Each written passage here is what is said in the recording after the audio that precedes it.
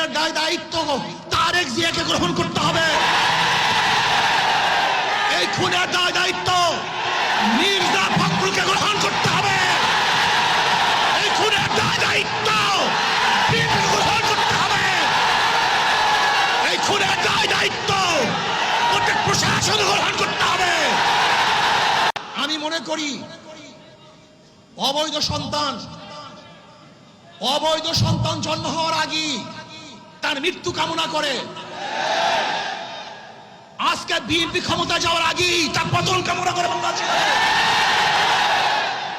বাংলাদেশের মানুষ চায় না এই চাঁদাবাজ, দখলদার, খুনি, ধর্ষক, জালেমের গোষ্ঠী বাংলাদেশের মাঝখানে বসুক। বাংলাদেশের একজন মানুষ, আমি ঘুমাতে পারি নাই ওই দৃশ্য দেখ, আল্লাহর কসম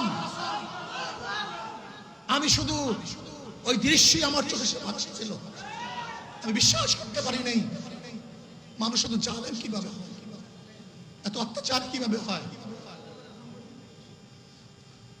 জালেমের গোষ্ঠী, খুনির গোষ্ঠী। শোনো, এক আবু সাইদের হত্যায় আওয়ামী লীগের মাসনাদকে ধ্বংস করে ফেলেছে। লিখে রাখো, 100 হত্যায় বিএনপির